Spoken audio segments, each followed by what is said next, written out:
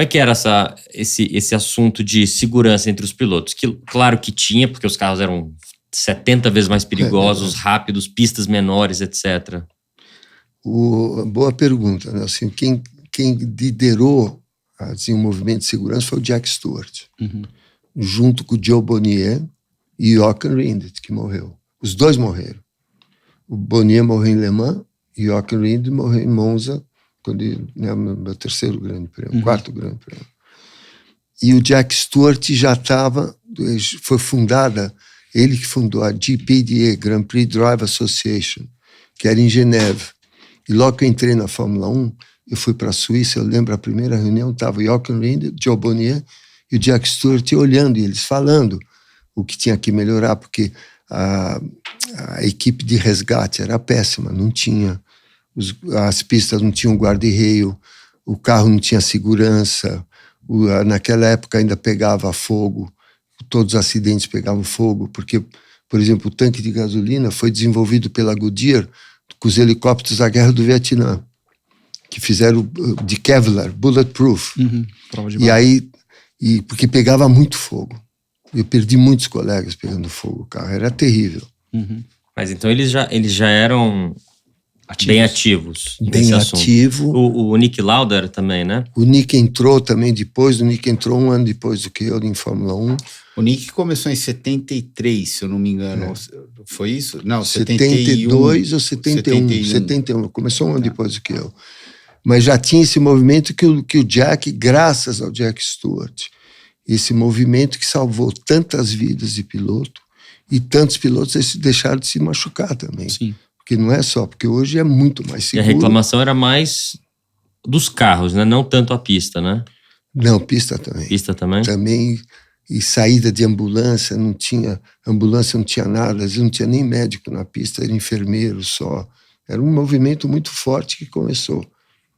Então era...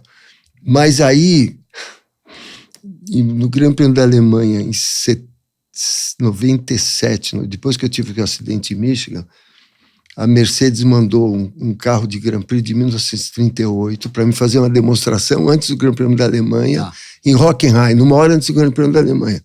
Estava o Bernie, e aí eu perguntei para o engenheiro da Mercedes, eu falei, quanto que esse carro está top speed aqui em Hockenheim? Ele falou, 320. O carro antigo. De 38. 1938. Ah, de 38? 38, motorzão na frente. Aquele cinza ou prata? Prata. Aí eu falei, quanto que pesa o carro? O cara falou 700 quilos. Quantos cavalos tem? 700. 1 para 1. Naquela época, com pneu assim, de bicicleta, freio a disco, pneu desse tamanho, era um charutão, né? E eu entrei na reta lá de Hockenheim, quando cheguei a uns 7.500, era top speed 300, eu cheguei a uns 6 e pouco, a frente levantou, eu falei, opa, eu sobrevivi tanto, não é hora de eu ir embora.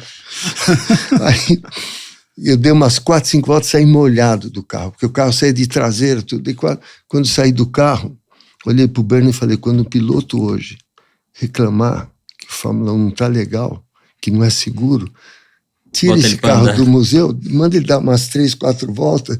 Esses eram os pilotos corajosos dos anos 30.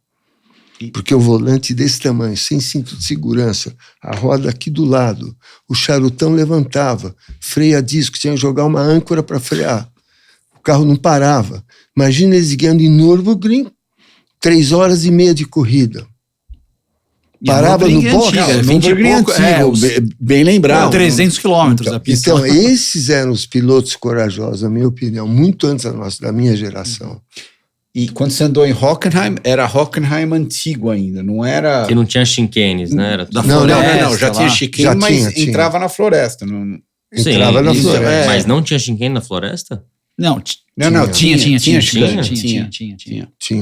Quando inaugurou Hockenheim, era com a chicane? Não. Depois inaugurou, depois colocaram. Daí tinha a primeira chicane, daí tem a segunda do seu pai, quando ele se enroscou com o Salazar bateu nele, e daí tinha a terceira chicane voltando pro estádio.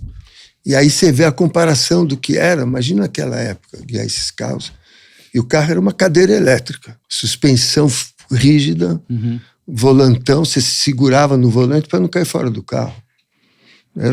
A sua segurança era o volante. Não tinha segurança. Então, era segurar o volante. A perna aberta, o câmbio no meio da perna, aqui, ó. Câmbio aqui, ó. Alavanca de câmbio, opa, ali, né? Pertinho ali, imagina esse bate que ia acontecer. Né? Primeiro ia ferir, né? Sim. Alavanca de câmbio. Exato. Que nem o Edgar Melo Filho gosta de dizer, aquela roupa a favor do fogo, não era a prova do fogo, né? O capacete era uma touca de couro. A touca de couro. Que ajudava no impacto. Esses eram os corajosos, mas aí na minha época, foi uma época que foi evoluindo muito, para chegar onde está hoje em dia, que hoje é muito mais seguro. É fantástico, a fibra de carbono, saída, tem o helicóptero, tudo, né? É outra coisa. Toda vez que eu vejo Jack Stewart, todos os pilotos do mundo tinham que agradecer ele, porque ele que fez o movimento. E tinha pilotos na época que não entravam na GPDA. Não, esses estão errados, não ligamos para isso. O piloto tem que aceitar o risco, tem que correr com o que tem. Mas eles falavam assim mesmo? Tinha piloto, que eu não vou falar os nomes, 3, 4 tops no mundo, que falaram, não, nós não ligamos, nós temos que aceitar o risco e vamos. E tinha a maioria falando, vamos melhorar. Carro, segurança, equipamento do piloto, capacete.